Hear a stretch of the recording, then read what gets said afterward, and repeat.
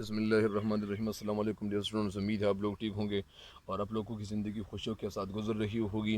ایک اور شعر کی تشریح کے حوالے سے میں حاضر ہوا ہوں آپ کی خدمت میں۔ اللہ تعالیٰ آپ سارے انسانوں کو دنیا اور آخرت میں سرخرو کریں۔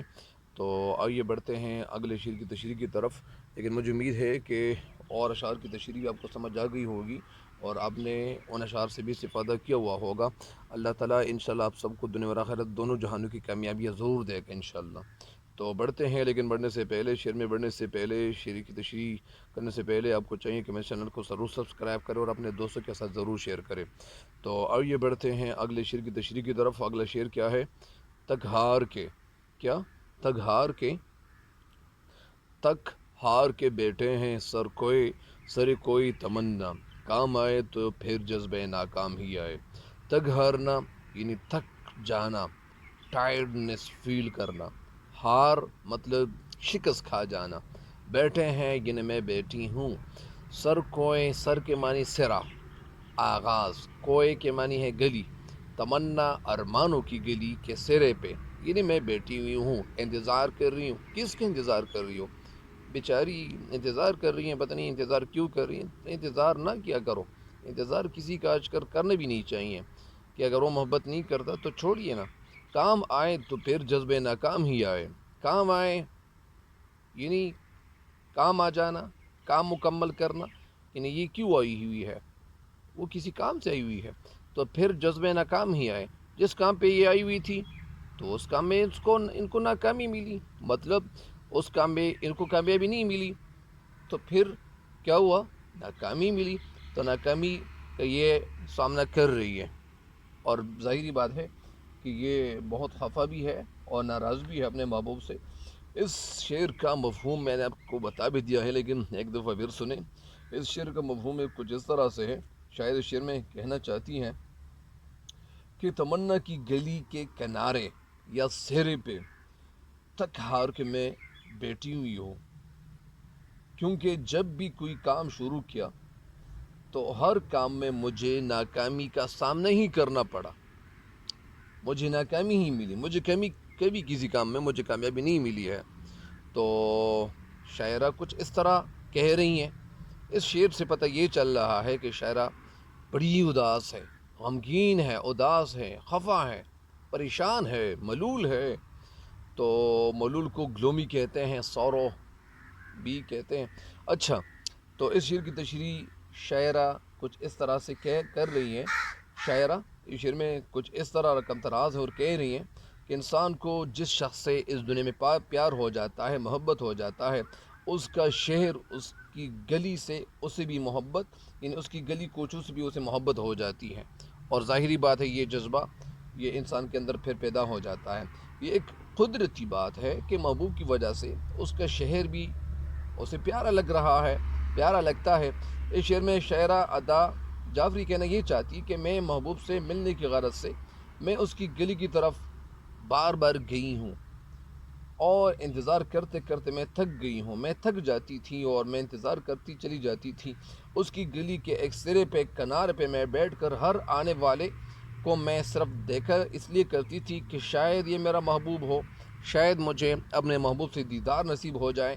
لیکن میری تمنائیں جتنی بھی تھی، آرزویں جتنی بھی تھیں، وہ ناکام ہی ہو جاتی تھی، اور یہی ناکام آرزویں، تمنائیں، خواہشات ہمیشہ میرے راستے میں مجھے الجھائے رکھا، اور یعنی میری ہمدم رہی، میری دوست رہی، میری سہیلی رہی، مگر محبوب کی گلی میں مجھے قرار مل جاتا تھا، تو تھوڑے وقت کے لیے مجھے تو قرار مل جاتا تھا۔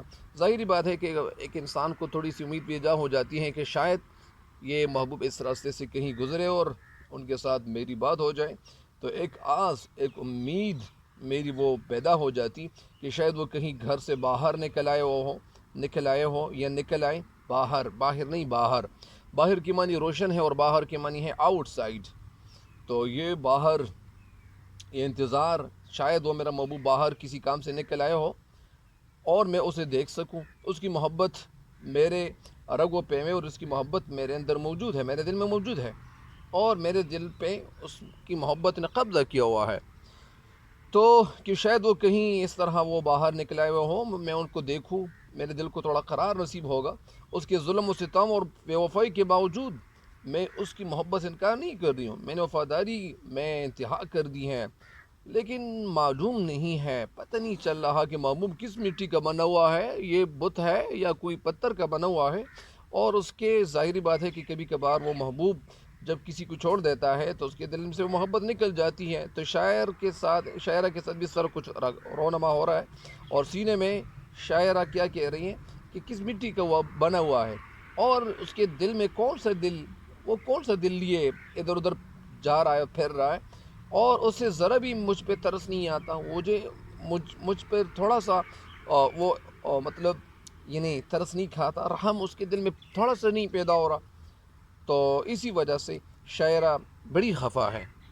تو اللہ تعالیٰ رحم کرے کہ کبھی کبھار لوگ بہت زیادہ خفا ہو جاتے ہیں، نا امید ہو جاتے ہیں، لیکن امید کی کرن کبھی ہاتھ سے نہیں چھوڑنی چاہیے، انسان کو محنت کرنی چاہیے اور محنت کو مسلسل جاری رکھنا چاہیے۔ تو جس طرح اللہ تعالیٰ نے 6 دنوں 6 راتوں میں اللہ تعالیٰ نے زمین آسمان اس لیے پیدا کی، اس میں ہمارے لیے ایک عبرت ہے، عبرت کی جمع عبر ہے، کیا ہے؟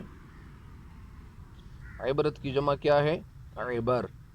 اور مرد کی جمع مردان ہے، زمانہ کی جمع ازمنہ ہے، اور ملت کی جمع ملل ہے، ملل، میم لام کے اوپر ملل ہے، کیا ہے؟ ملل۔ ملت کی جمع کیا ہے؟ ملل۔ منت کی جمع منن ہے، زمانہ کی جمع ازمنہ ہے، اور اس طرح منت کی جمع منن ہے، محنت کی جمع محن ہے، بہت سارے الفاظ اور بھی میرے ذہن میں ہیں، تو دل چاہتا ہے کہ آپ سب کو یہ الفاظ کے حوالے سے بتا دیا کروں۔ تو اس شعر کی تشریح مکمل ہو گئی ہے، مجھے امید ہے کہ آپ اس شعر کی تشریح سے بھی فائدہ ضرور اٹھائیں گے، لیکن اس شعر کے ساتھ ایک دو شعر میں آپ کو عرض کرنا چاہوں گا۔ ایک شعر کیا ہے، وہ اس سے ریلیٹڈ ہے، شعر یہ ہے کہ شعر کس کا ہے؟ مومن خان مومن کا۔ مومن خدا کے واسطے ایسا مکان نہ چھوڑ، مومن خدا کے واسطے ایسا مکان نہ چھوڑ، دوزخ میں ڈال خلد کو کوئی بتا نہ چھوڑ۔ اور دوسرا شعر یہ ہے، شہر والوں کی محبت کا میں قائل ہوں فراز، شہر والوں کی محبت کا میں قائل ہوں فراز، میں نے جس ہاتھ کو چوما وہی خنجر نکلا، میں نے جس ہاتھ کو چوما وہی خنجر نکلا۔ تو اس شعر کی تشریح مکمل ہو گئی ہے۔ اللہ تعالیٰ آپ سب کو دنیا اور آخرت دونوں جہانوں کی کامیابی عطا کرے۔ مجھے امید ہے کہ آپ لوگ اللہ تعالیٰ کے فضل و کرم سے ضرور کامیاب ہو جائیں گے۔ تب تک کے لیے اجازت چاہتا ہوں، اللہ نگہبان۔